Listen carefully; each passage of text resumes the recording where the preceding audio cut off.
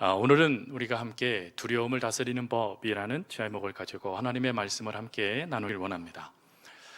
우리에게 평생 숙명처럼 따라다니는 두 친구가 있죠. 첫 번째 친구는 두려움이라는 친구고, 두 번째 친구는 불안이라는 친구입니다. 이 두려움과 불안은 동시에 우리에게 다가오는 친구이기도 하죠. 특별히 오늘은 우리가 두려움에 대해서 말씀을 살필 텐데, 두려움은 이성적인 판단을 앞질러 감각적으로 느끼는 무의식적인 모습과, 그리고 우리의 정서에 잘못된 영향을 미치는 것을 두려움이라고 합니다. 즉, 이성을 뛰어넘는다, 감각적이다라는 것은 이성적으로 이 문제를 해결할 수 없다라는 것이고, 그리고 이것이 정서적이다라는 이것은 이 두려움이 우리의 마음을 공격한다 하는 것을 이야기해 주는 것입니다. 그리고 이 두려움의 무서운 것은, 이 두려움의 실체를 파악하지 못하면 그 두려움이 확대되게 되어지고, 그리고 두려움이 확대될 뿐만 아니라 증폭되게 되어져서 오히려 그 두려움이 우리를 삼켜버리게 만드는 것, 이것이 두려움의 무서움이라고 하죠. 오늘 본문을 보시면 제자들에게 바로 이러한 모습들이 나타나게 됩니다. 예수님의 명령에 따라 가버나움으로 가는 갈릴리 호수를 제자들이 배를 타고 이제 건너가게 되어지는데, 한 10여리쯤 들어가다가 이들이 거센 바람 가운데 풍랑이 일게 되어졌고, 그 풍랑을 벗어나고자 노력을 하였지만 벗어나지 못하는 그 상황 때문에 제자들은 두려워하기 시작합니다. 그리고 이 두려움이 증폭되기 시작하죠. 그리고 증폭되다 보니까 예수님께서 이들 곁에 오셨을 때 그 예수님을 제대로 바라보지 못하고 귀신이다 라고 말하며 놀라하고 오히려 더 두려워져 틈하여서 이들이 두려움 가운데 삼켜져 있었다라는 것을 성경은 말씀하고 계시죠. 그러면 구체적으로 왜 제자들이 이렇게 두려워했을까? 세 가지 정도 그 이유를 설명할 수 있을 것 같습니다. 첫 번째 이유는 앞이 보이지 않았기 때문이죠. 다른 말로 희망이 없었기 때문입니다.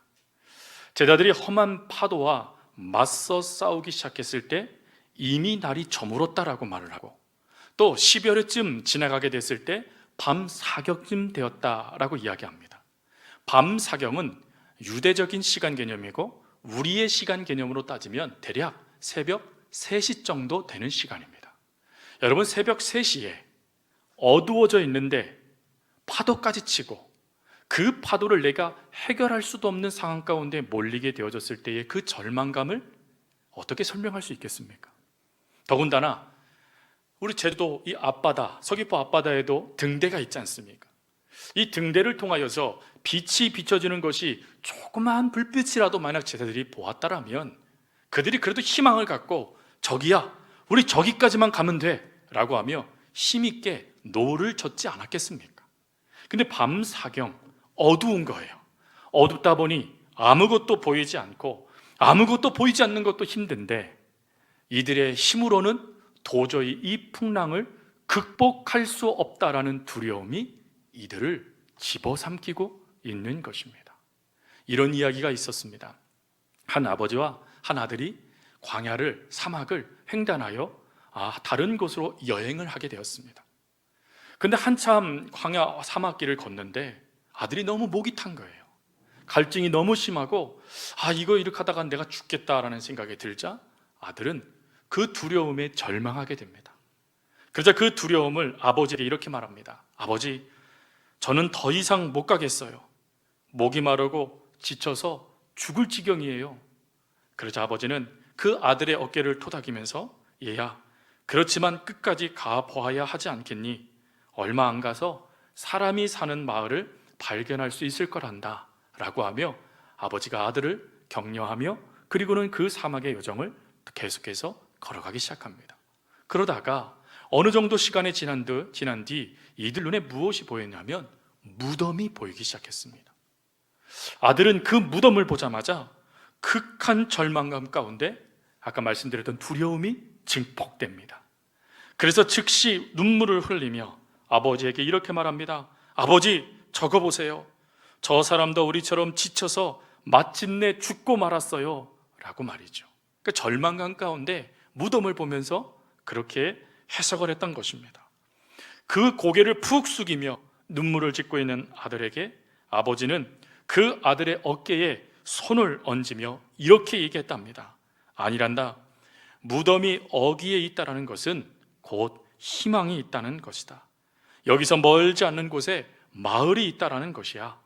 사람이 없는 곳에는 무덤도 없단다 라고 말하며 아들의 짐을 대신 짊어지고는 아버지가 아들을 한쪽 팔로 붙잡고 그리고 걸음을 걸어갑니다. 아버지의 말씀대로 얼마 지나지 않아서 마을을 발견하게 됐고 아들은 그때서야 희망을 품고 아버지와 함께 이 여정을 끝까지 걸어갈 수 있게 되어졌다라는 것입니다. 여러분, 인간은 희망을 품고 살아가는 사람들입니다. 그런데 희망이 사라지면 그 순간에 여지없이요 두려움이 우리 가운데 밀고 들어오고, 두려움만 밀고 들어오는 것이 아니라 삶의 희망조차도 사라지게 만든다라는 것입니다. 그래서 이 두려움을 극복하는 것이 사실은 우리들의 삶을 살아감에 있어서 너무나 중요한 모습이지만, 안타깝게도 이 두려움이요 희망 없는 모습으로 과장하여 증폭시켜 우리를 얼마든지 무너뜨릴 수 있다라는 것입니다. 그리고 두 번째, 제자들이 이렇게 두려움에 빠졌던 것은 절망적인 환경 때문이죠. 잠언 24장 10절 말씀에 내가 만일 환난 날에 낙담하면 내 힘의 미약함을 보임이니라 라는 말씀이 있습니다. 여기서 말씀하는 환난 날에 낙담하다라는 이것이 바로 지금 제자들이 처해져 있는 상황이죠. 낙담하기에 충분합니다. 어둡습니다. 아무것도 보이지 않고 절망감이, 큰 바람 소리가, 파도가 여지없이 자신들이 타고 있는 이 배를 강타합니다. 그러니 그 두려움 가운데, 그 환경 가운데 낙담할 수밖에 없지요. 근데 낙담하면 낙담할수록 이들에게 무엇이 깨달아지냐면 이들이 이 문제를 해결할 수 없다, 해결할 수 없을 정도로 연약한 존재다라는 것이 깨달아진다라는 것입니다. 여러분, 나는 이걸 아무것도 할 수 없어 라고 하며 그 손을 내어놓는 것, 이거를 자포자기한다라고 말을 하죠. 모든 것을 포기하게 만들어버리는 거예요. 나는 무기력한 존재구나, 나는 연약한 존재구나, 나는 아무것도 할 수 없구나, 나는 쓸모없는 인간이야 라고 하면서 끊임없이 과장된 생각 가운데 증폭된 두려움이 잘못된 해석을 만들어내어 내 삶을 미약하고 연약한 존재처럼 믿어지게 만들고 있는다라는 것입니다. 물론 이해가 되지요. 이들 가운데 희망이 없는 모습이지 않습니까? 절망의 모습이지 않습니까? 어디에도 빛을 찾아볼 수도 없습니다. 심지어 멀리서 오는 그 이가 사람으로는 이룰 수 없는 모습으로 다가온 이들도 있습니다. 만약에 그 당시에 많은 사람들이요 무리를 누구나 다 걸을 수 있었다라면 이들은 놀라지 않았을 거예요. 왜? 누구나 무리를 걸을 수 있다라면 사람이 우리에게 오고 있다라고 생각했기 때문이겠죠. 그러나 아무도 무리를 걸을 수 있는 사람은 없습니다. 제가 예전에 그런 말씀 드렸잖아요. 제가 이 말씀에 은혜를 받았다니까요. 베드로의 말씀도 은혜를 받고 예수님이 무리에 오셨다는 것도 은혜를 받았어요.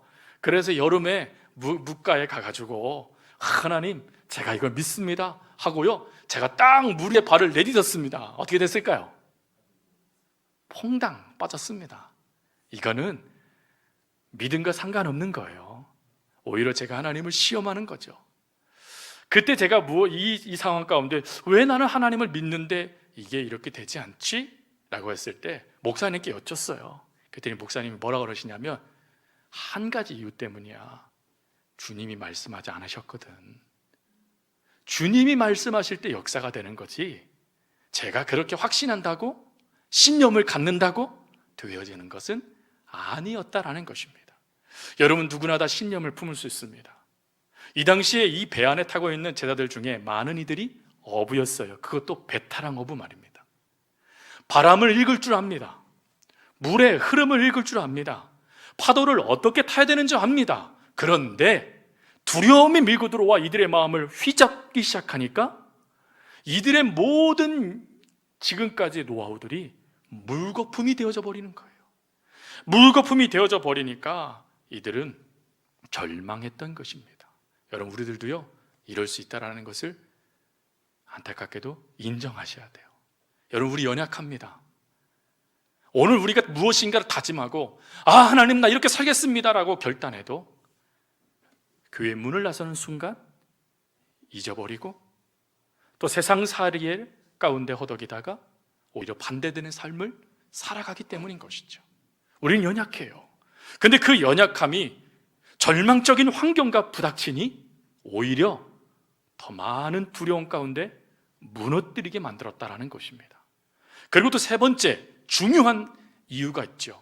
그 중요한 이유를 오늘 본문 17절은 무엇이라고 말씀하냐면 17절에 이렇게 말을 합니다.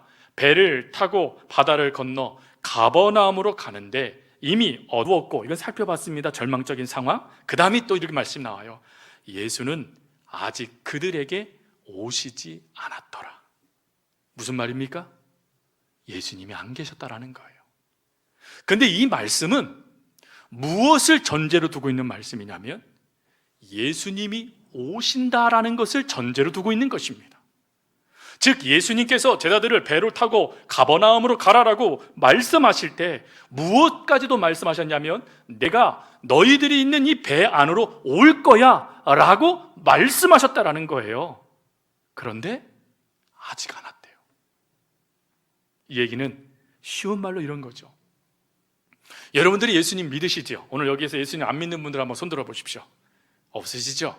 혹시 있으시면 부끄러워서 못 드신 분들 예배 끝나고 저에게 오셔야 돼요. 예수님 믿어야 구원받습니다. 천국 가셔야죠. 여러분, 우리는 다 예수님 믿습니다. 근데 예수님을 믿고 하나님의 말씀도 확신하고 그리고 그 은혜 가운데 기도도 합니다. 그런데 삶에요 절망적인 상황이 닥쳐오는 거예요. 삶의 문제들이 우리들의 모든 눈을 가려버리고 어두운 가운데 절망하도록 만드는 일들이 끊임없이 여러분들에게 밀고 들어오는 거예요. 그때 여러분들이 기도합니다. 하나님, 말씀에 하나님께서 이렇게 하신 것을 제가 믿습니다. 그러니 하나님 역사해 줄 걸 믿습니다. 아멘 하고 열심으로 낮이건 밤이건 할 것 없이 기도했는데 응답이 되지 않는 거예요. 지금 그것을 말하는 것입니다. 열심히 기도하고 하나님을 의지했는데 아무런 역사도 이루어지지 않는 거예요. 오히려 점점 더 어두워지고 점점점 파도가 세워지고 점점 더 제자들이 낭망하게 되어지는 것입니다. 그 모습이 우리 가운데도 나타나지 않습니까? 여러분, 이러한 상황 가운데 우리들도 동일한 제자들과 같은 두려움에 사로잡혀 이것이 증폭되어져 잘못된 것을 또한 왜곡시켜져서 하나님을 온전히 믿지 못하는 모습으로 나타날 수 있다라는 것이에요. 그러면 이러한 모습 가운데 하나님 그대로 우리를 두기를 원하실까요? 때때로는 하나님께서 원하시는 동행의 길을 걸어갑니다.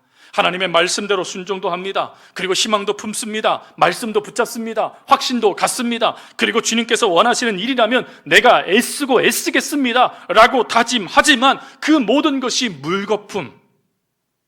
물거품이 되어져 버리는 그 상황 속에, 두려워할 수밖에 없는 상황 속에, 하나님이 나를 버리신 것 같은 상황 속에, 하나님이 나를 아예 모르신 듯한 상황 가운데 내가 내몰리게 됐을 때, 믿지만 어떠한 응답도 나에게 주어지지 않게 되어졌을 때, 그 두려움이 여러분들을 충분히 삼키게 될 때 하나님은 그대로 여러분들을 방치하실까? 아니라는 것입니다. 오늘 우리가 살필 말씀은 바로 이 하나님의 은혜입니다. 누구나 다 세 가지 이상의 절망적인 역사들이 여러분들에게 나타날 수 있어요.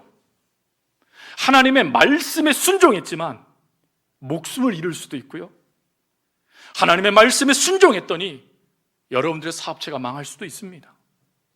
하나님의 말씀에 순종했더니 내 아들이 잘못될 수도 있고요, 하나님의 말씀에 순종했더니 내 안에 질병이 들 수도 있어요. 그 모든 것이 나를 두렵게 만들고 그 모든 것이 나를 절망 가운데 내몰아갈 수도 있습니다. 그러나 우리가 오늘 살필 수 있는 하나님의 은혜는, 그러한 속에 하나님은 이런 두려움을 극복하고 오히려 다스릴 수 있는 은혜를 우리에게 주신다라는 거예요. 이 모든 것을 뛰어넘어 하나님께서 우리들에게 원하시는 은혜를 누릴 수 있는 역사들을 하나님께서는 오늘 우리들에게 주신다라는 것입니다. 그 은혜를 오늘 본문은 두 가지로 우리들에게 설명을 합니다. 첫 번째 은혜는 무엇이냐? 첫 번째, 주님의 음성을 듣는 은혜이다라는 것입니다. 오늘 19절, 20절 말씀 우리 다시 한번 읽겠습니다. 같이 한번 읽겠습니다. 시작. 제자들이 노를 저 10여리쯤 가다가 예수께서 바다 위로 걸어 배 가까이 오심을 보고 두려워하거늘 이르시되 내니 두려워하지 말라 하신대. 아멘. 여러분, 절망적인 상황과 자신의 힘으로 이 상황을 타개할 수 없다는 생각 가운데 제자들은 가장 어두운 밤, 희망이 없는, 희망이 사라져버린 밤, 그리고 직감 죽게 되었구나 하는 절망의 시간을 보내고 있는 이때에 우리 주님이요 이들에게 찾아오셨다라는 거예요. 물론 이 찾아오심의 그 역사가 이들을 더 두렵게 했습니다. 왜요? 귀신인 줄 알았거든요. 귀신인 줄 알았다라는 이걸 통해서 우리는 또 뭘 깨닫습니까? 아무리 믿음이 있고 좀 전에 큰 은혜를 받아도 이것이 바닥을 칠 때가 있다라는 것입니다. 그럴 수 있다는 거예요. 근데 그럴 때 예수님은 이들 가운데 찾아오세요. 이들 가운데 찾아오셔서 하신 첫 번째 말씀이 뭐냐면 내니 두려워 말라라는 것입니다. 즉 우리 주님의 관심은 지금 이 제자들의 마음의 상태, 신앙의 상태였다라는 거예요.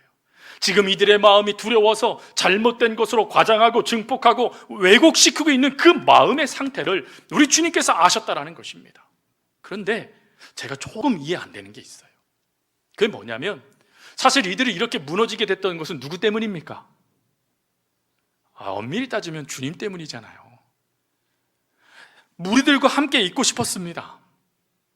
그 무리들의 환호 안에 제자들도 함께 그 환호하며 기뻐하고 싶었어요. 근데 주님이 억지로 배에 태워서 보내셨잖아요. 그럼 주님 때문이에요. 그럼 잘 되게 해주셔야죠.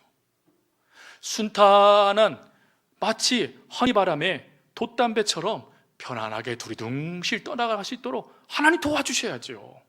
근데 하나님이요 하나님의 말씀대로 움직였는데 풍랑이 찾아왔다면 우리 주님께서 오셔서 이 풍랑을 먼저 해결해 주셔야 되잖아요. 지금 이 풍랑 때문에 제자들이 지금 무너지고 있는 것이라면 하나님께서 풍랑을 잠잠케 해주시던가 아니면 환한 달빛을 이들에게 짱하니 비춰주셔서 그들이 지금 무엇을 놓치고 있는지 보여주신다던가 무엇인가 하나님의 역사를 먼저 보여주셔야 될 것 같은데 우리 주님은 그 역사는 1절 오늘 본문에서는 행하시지 않으시고 무엇만 하시냐면 내니 안심해라 라는 말씀만 하시더라는 거예요. 그런데 이 말씀만 하신 것, 이 내니 안심해라 라는 이 말씀이 제자들이 무엇을 놓치고 있는가를 깨닫게 하는 능력이 됐다라는 것입니다. 성도님들, 제자들의 삶 속에 이런 풍랑이 이번 한 번으로 끝날까요? 아니요. 이들에겐 이미 결론되어져 있는 삶이 있습니다. 그것은 하나님께서 예수님께서 이미 세베대의 두 아들에게 하신 말씀이었죠. 후에 순환 그 역사를 앞두시고 주님이 이런 말씀하세요. 너희들도 이 잔을 받을 수 있겠느냐? 예, 저 받을 수 있습니다. 그렇게 되리라. 이미 이들의 삶의 끝은요 더 많은 고난, 더 많은 어려움, 더 많은 순교 역사들이 놓여져 있어요. 이들이 예수님을 믿는 것 때문에 사람들에게 인정받지 못합니다. 이들이 예수님을 믿는 것 때문에 사람들은 이 제자들을 잡아 죽이려고 혈안이 되어져 있는 사건들이 나타나기 시작해요. 즉 더 많은 풍랑, 더 많은 고난, 더 많은 광풍, 더 많은 어려움들이 이들에게 찾아온다라는 거예요. 근데 그때에 마음에 놓치지 말아야 될 것이 있다라는 겁니다. 그것은 내니 안심해라 라고 말씀하시는 주님의 말씀이라는 거예요. 내니 안심해라.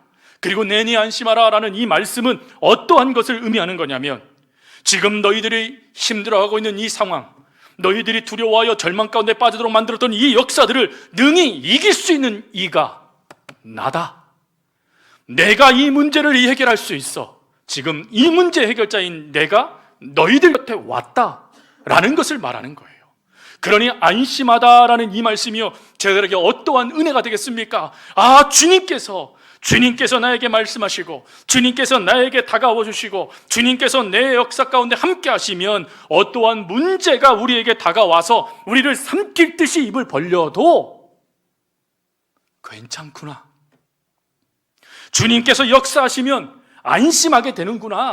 두려워할 두려워하지 않고 오히려 두려움 가운데 평안할 수 있구나 하는 것을 하나님이 알게 해주시는 은혜예요. 그래서 이 역사를 통해서 요한 사도는 무엇을 이야기하냐면 믿음을 이야기해요. 믿음은 예수님을 우리의 마음밭에 모시는 거예요. 그리고 믿음은 그 모신 예수님과 함께 살아가는 거예요. 여러분, 살아갈 때 풍랑이 불지요. 살아갈 때 광풍도 불어요. 살아갈 때 예쁜 꽃들도 볼 수 있고, 살아갈 때 허니바람과 같은 아주 시원한 바람도 맞이할 수도 있어요. 어떠한 일이 우리 가운데 주어진다 할지라도 주님이 계시기에 뭐 한다는 거예요? 괜찮고 감사하다라는 거예요. 그 은혜를 요한 사도는 깨닫고 바로 이 말씀에 집중하고 있는 것입니다. 사랑하는 성도 여러분, 주님을 알아보지 못하고 덜덜 떨고 있는 제자들에게 우리 주님이 또 두 번째 은혜를 뭘 베푸세요? 나무라지 않으세요? 야, 내가 좀 전에 오병이어 기적을 일으켰잖아. 그런데 어떻게 그 은혜를 다 잊어버리고 너희들이 이렇게 믿음 없는 모습으로 설 수 있어? 라고 예수님이요 꾸지람하지 않으세요. 오히려 그들의 그 힘들고 어려운 그 마음, 그 두려움 가운데 무너지고 있는 그 마음, 정말 버티겠다라고 하지만 버티지 못해서 그 무너지고 있는 그 마음을 우리 주님이요 만지시고 계시는 거예요. 그 마음을 위로하고 계시는 거예요. 괜찮아, 내가 왔으니까 안심해, 내가 이 문제 해결해 줄 거야 라고 말이죠. 이 말씀을 읽으면 읽을수록요 부모님의 은혜가 자꾸 떠올라요. 말씀을 묵상하면 묵상할수록 엄마 아빠의 그 사랑이 떠올라요. 힘들고 어려웠을 때요, 정말 고통 가운데 괴로웠을 때 그 옆에 묵묵히 아무 말 없이요 그냥 제 옆에 앉아주시는 아버지, 그리고 전화 음성으로 목사님 기도하고 있어요? 라고 말씀해 주시는 그 부모님의 음성이요. 그 음성을 딱 듣고 아무 말 없이 제 옆에 앉아 계시는 아버지의 그 온기가 느껴질 때 마음이 편안해지더라고요. 근데 여러분, 육신의 부모님도 그렇게 하시는 그 역사가요 평생 제 삶 가운데 있어지면 좋지만 누구나 다 부모님은 여의잖아요. 그러면 그 따뜻한 손길, 따스한 음식, 따스한 음성, 그리고 그 한량없는 그 사랑 우리가 잊어버리고 다 아무것도 아니네, 나 혼자 있네, 그렇게 되기를 하나님이 원하실까요? 아니요. 맛보게 하신 하나님께서 이젠 직접 우리 곁에 서신다라는 거예요. 맛보게 하신 주님께서 우리에게 직접 전하신다는 거예요. 사랑하는 딸아, 사랑하는 아들아, 걱정하지 마, 내가 기도하고 있어, 내가 너와 함께하고 있어. 풍랑 가운데 넘어진다 할지라도 괜찮아, 내가 일으켜 줄게. 여러 가지 상황 가운데 두려움 가운데 떨고 있니? 괜찮아, 내가 지금 왔어, 이 문제 내가 해결해 줄게. 우리 주님께서 그렇게 말씀해 주신다는 거예요. 마가복음 6장 병행 구절입니다. 그 6장에 가보면 이런 말씀까지 하세요. 안심하라. 여러분, 안심하라는 게 뭘까요? 이게요, 예수님께서 죽으시고 3일 동안 장사 지내신 다음에 부활하시잖아요. 그 부활하신 예수님께서 두려움 가운데 마가의 다락방에 숨어서 그 문 잠그고 덜덜 떨고 있는 제자들 가운데 나타나셔서 하셨던 첫 번째 말씀, 샬롬이라는 말씀이에요. 즉 두려움을 해결할 수 있는 주님의 음성, 평안해라 라는 하나님의 말씀이 들어오니 제자들 가운데 이 두려움이 기쁨으로 바뀌게 되었더라 라는 것입니다. 여러분, 믿으시기 바라요. 하나님이요 오늘도 여러분들에게 샬롬을 말씀하십니다. 샬롬 평안해라, 샬롬 평안해라. 우리 주님이 지금도 말씀해 주세요. 그 말씀이 바라는 것은 들려오는 복이 저와 여러분 가운데 있기를 바랍니다.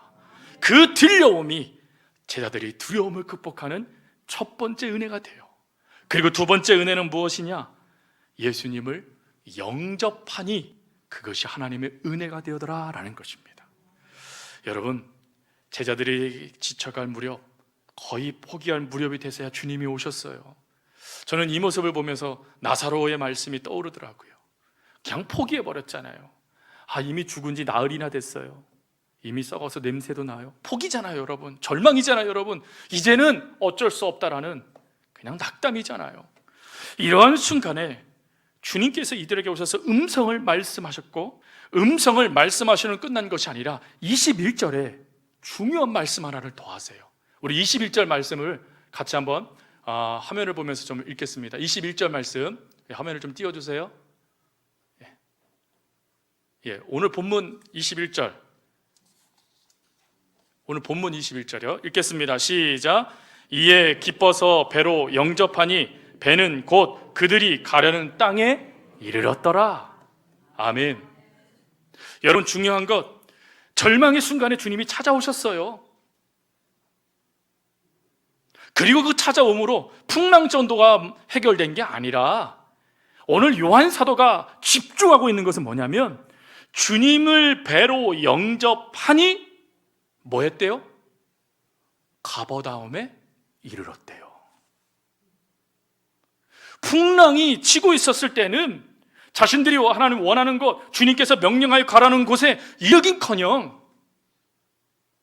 채 1, 2도 가지 못하는 그 두려움 가운데 이들이 그 자리에서 무너지고 있었는데, 주님이 그들 곁에 서서 제자들은 그 주님을 믿음으로 영접하니까 요한 사도가 말해주고 싶은 것, 즉시 그들이 원했던, 주님이 말씀하셨던 그 자리에 이르렀다라는 거예요. 여러분, 이 말씀 속에 요한이 주고 싶은 말씀이 무엇일까요? 예수 그리스도를 영접하면 뭐가 된다는 거예요? 이루게 되는 역사가 나타나는다는 거예요. 영접하다라는 이 단어가요, 헬라어로 람바노라는 단어예요. 이 람바노라는 단어는 거하다, 취하다, 받아들이다 라는 단어예요. 그러니 제자들이 영접했다라는 이 말씀을 요한복음 1장 12절은 이렇게 말을 해요. 영접하는 자, 곧 그 이름을 믿는 자들에게는 하나님의 자녀가 되는 권세를 주셨으니. 그러니 지금 이 제자들이요, 주님을 영접했다라는 이것은 드디어 주님의 음성을 듣고 그 음성의 마음이, 두려움이 해결되어지자 드디어 자신 앞에 서 있는 예수님이 누구신지가 분명하게 깨달아지게 되어졌고, 깨닫게 되어지자 믿음으로 주님을 붙잡는 역사가 나타나게 되었다라는 것입니다. 믿음으로 붙잡았더니 그 배가 하나님께서 원하시는 곳으로 이르게 됐다라는 거예요. 여러분, 이것을 쉬운 말로 믿음은 역사가 된다라는 것입니다. 여러분들이 하나님을 믿으시잖아요. 그 믿는 그 믿음을 가지고 반응하고, 때로는 하나님의 말씀을 가지고 반응하고, 하나님의 뜻에 따라 살겠다라고 몸부림칠 때 광풍이 여러분들의 눈과 귀와 상황을 다 마비시킨 듯한 상황이 나타날 수 있어요. 근데 그때에 하나님을 향한 믿음을 가지고 그 주님을 붙잡는 역사가 나타나기 시작하면 하나님은 반드시 그 이루고자 하시는 것을 이루어 주신다라는 거예요. 물론 이 말씀을 오늘 이 시간에 저와 여러분들이 아멘으로 받아들이고, 하나님 믿습니다, 확신합니다 라고 붙잡고 세상으로 나아가실 거예요. 그런데 여러분, 인정하실 것이 있다고 말씀드렸잖아요. 우리는 뭐하다고요? 연약해요. 안타깝게도 저와 여러분들이요, 하나님의 말씀에 아멘, 그렇게 살게요 하나님 기도하고 몸부림쳐도요, 그 연약함 가운데 내 힘으로 이룰 수 있는 것들이 아무것도 없다라는 생각이 여러분들을 잠식시키는 일이 나타날 수도 있어요. 그리고 여러분들의 수많은 질병, 또 실패, 가난, 그리고 어려움, 그리고 여러분들이 감당하지 못하는 삶의 무게 때문에 여러분들의 고개가 하나님을 바라보지 못하고 숙여지는 일들이 발생될 수도 있습니다, 여러분. 근데 그때 은혜가 뭐라고요? 우리에게 다가와 주신 주님이 말씀하신다는 거예요. 딸아, 아들아, 안심해라, 내가 왔단다 말씀해 주신다는 거예요.